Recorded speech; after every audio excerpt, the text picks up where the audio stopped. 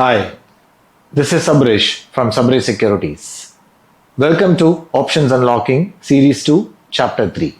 In this episode, we will understand how a credit spread works. A credit spread is a directional spread and it is used when the view is bullish or bearish, right? And as we saw in the introduction to option spreads, the credit spread provides both hedged and risk-defined margin like a debit spread, right? Now, there are two different types of credit spread. One is call credit and a put credit spread. Now here, the call credit spread is used when the view is bearish and the put credit spread is used when the view is bullish. It is just exactly opposite to the debit spread. So in debit spread, call debit spread is used when the view is bullish and put debit spread is used when the view is bearish. In the credit spread, it is exactly the opposite. Call credit spread is used when the view is bearish and put credit spread is used when the view is bullish. Now the rules. For call debit spread, it is sell at the money call option. You buy out of the money call option. Both the options will have same quantity and same expiry. And for put credit spread, it is sell at the money put option. You buy out of the money put option. Both the options will have same quantity and same expiry. Now the distance between the buy and sell option, which is between the at the money and out of the money, could be 100 or 200 or 300 points based on the risk reward ratio. So you can just profile using option charts with these distances and find out what is the risk reward ratio, and accordingly you can select the strikes. Now let's understand what is call credit spread. We know call credit spread is used when the view is bearish, right? So in this example, the Nifty closing price is 21,770, and as per the rule, so we have to sell at the money call option. So the nearest strike is 21,700. So we are selling one lot of 21,700 call option for a premium of 381.75, and we are buying as a hedge one lot of 21,900 call option, which is out of the money, for a premium of 266.65, and both the options has the same expiry. Now here, if you look at the premiums, the premium collected is 381.75 and the premium paid is 266.65, right? So what is the net premium collected here is 115.1, which is the difference between 381.75 and 266.65. So since the net premium is the premium that we collect, it is called a credit spread. It's called a credit spread. Okay. Now, on the day of expiry, so we know only two scenarios can arise. One is the view should go right or the view should go wrong, right?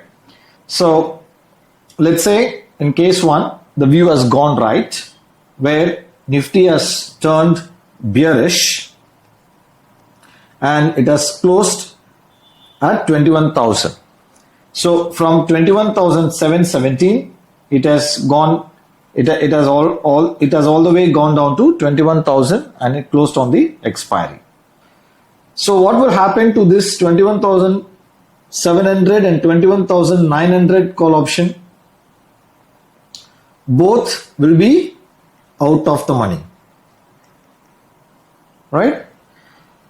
So since both the options will be out of the money, both the premiums will go to zero. So in this case, the net premium will be the maximum profit, which is 115.1 into one lot of 50, which is 5,755 per lot, right? Now, when it comes to break even, So we know what is the formula to calculate the break even for a call option. It is always strike price plus the net premium. So in our case, the first strike is 21,700, net premium is 115.1. So the break even is 0 to 21,815, right? If Nifty closes below 21,815 on the day of expiry, then this scenario will give us the maximum profit, right? So in this example, the Nifty has closed at 21,000, which is below 21,850. Now, here, let's say on the day of expiry, case 2, the view has gone wrong, right? Instead of Nifty turning bearish, it turned bullish and it has closed at 22,500. So Nifty all the way from 21,717, it has moved up and closed at 22,500. In this case, the view has gone wrong. So what will happen to this 21,700 and 21,900 call option? Will both become in the money, right? And now this will lead to maximum loss. The formula to calculate the maximum loss, so which is distance between the strike price minus the net premium. In our case, distance between the strike 21,700 and 21,900 is 200 points minus the net premium is 115.1. So the loss is 84.9 per lot. So which is in 250, which gives us 4,245 per lot, right? So break even, again it is 0 to 21815. So which means if Nifty closes above 21,815, then this scenario will give us the maximum loss. Now let's look at the payoff chart for the call credit spread. So Nifty options, 29th February is the expiry. At the money is 21,700. Call option, we are selling one lot because as per the rules, we sell at the money option and then we hedge with a buying out of the money option. Second position is options, February 29 is expiry. Out of the money is 21,900. Call option, and here we are buying one lot at position. So we know call credit spread is used when the view is bearish, right? So the capital deployed for taking this spread is 31,810 rupees. And the maximum profit, as we saw in the example, is 5,500 per lot. The maximum loss is 4,500 per lot. The risk reward ratio is 1:1.22. The break even is 0 to 21,810, which means if Nifty closes below 21,810 on the day of expiry, then the spread will give us the maximum profit. If Nifty closes above 21,810 on the day of expiry, then the spread will give us the maximum loss. Now let's understand what is put credit spread. So we know put credit spread is used when the view is bullish, right? We'll see from an example. The Nifty closing price is 21,717. So as per the rule, we have to sell at the money put option and buy out of the money put option, right? So the nearest strike is 21,700. So we are selling one lot of 21,700 put option, which is at the money, for a premium of 248. And we are buying as an edge 21,500 put option, which is out of the money, for a premium of 180.9. So both the options have same expiry. Now, if you look at the premiums, the sell premium is higher than the premium paid. So the net premium what we have received here is 67.1. Now on the day of expiry, let's say the view has gone right. The Nifty has turned bullish, where it has closed at 22,500. from 21,717. So in this case, what will happen to both these strikes, 21,700 and 21,500? Both the put option will become out of the money. Now since both the put option will go to out of the money, both the premiums will go to zero. One will give us the full profit, one will give us the full loss. So the difference in the premium will be our maximum profit, which is 67.1 into 50 is one lot, and the maximum profit is 3,355 per lot, right? Now coming back to the break even, since it is a put credit spread, we know the formula for a put option. It is always strike price minus the net premium. So here the first strike is 21,700 minus the net premium 67.1, which is 21,633 to 0, right? Which means if Nifty closes above 21,633, which is a bullish scenario, this spread will give us the maximum profit. Now let's see the case 2 on the day of expiry. What if the view goes wrong? So instead of Nifty turning bullish, it turned bearish and it closed at 21,000 from 21,717. So on the day of expiry, both these strikes 21,700 and 21,500 will become deep in the money, right? And the formula to calculate the maximum loss is distance between the strike, which is 200, minus the net premium, which is 67.1, and the net loss is 132.9 for one lot of Nifty, which is 6,645 per lot, right? So the break even in this case is 21,633 to 0. So if Nifty closes below 21,633, then this spread will give us the maximum loss. In our case, it has closed at 21,000, right? Now let's look at the payoff chart for a put credit spread. So Nifty options 29th expiry. So 21,700 instead of call option, put option, right?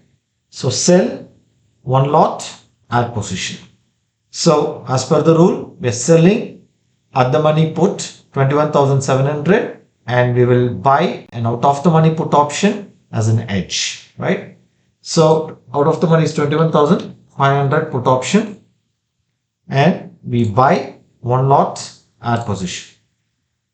So in this case, we know this put credit spread is used when the view is bullish, right?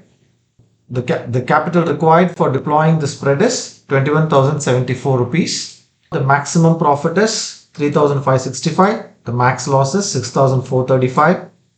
The risk reward ratio is 1:0.55. And the break even is 21,629 to 0, which means if Nifty closes above 21,629, then the spread will give us the maximum profit.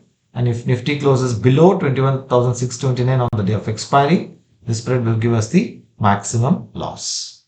Now let's understand the difference between the debit spread and credit spread in a quick summary. So in debit spread, we have call debit spread, which is used when the view is bullish, and we have put debit spread, which is used when the view is bearish, right? In credit spread, it's just the opposite. Call credit spread is used when the view is bearish and put credit spread is used when the view is bullish. The rules for a debit spread, it is buy at the money and sell out of the money as an edge, whereas for a credit spread, it is just the opposite. You sell at the money and then you buy out of the money as an edge. Both will have same quantity and same expiry. The third important difference is when the positions move into in the money on the day of expiry for a debit spread, this will generate as the maximum profit. Whereas for a credit spread, when the same positions move into in the money on the day of expiry, it will generate the maximum loss. Just go back and revisit the rules, and with the examples that we saw for both debit and credit, you will understand. And the formula to calculate the maximum profit for a debit and the formula to calculate the maximum loss for a credit is the same, which is distance between the strike minus the net premium paid for debit and distance between the strike minus the net premium received for a credit. Now I forgot to explain one logic here. Why we are considering the distance between the strike? Technically the difference between the premium should be the maximum loss or maximum profit, right? The reason why we are considering the distance between the strike is we all know that we all know that in the money premiums has something called intrinsic value, correct? And how intrinsic value is calculated? It is the distance between the current strike and the actual strike, right? So when we calculate the maximum profit or maximum loss, we just have to square off the intrinsic value. So that is the reason why we are removing the intrinsic value, taking the extrinsic value into consideration for calculating the maximum profit or maximum loss. Hope you understood the concept and logic behind debit spread and credit spread. Thank you for watching and keep looking forward to the next episode, which is short straddle.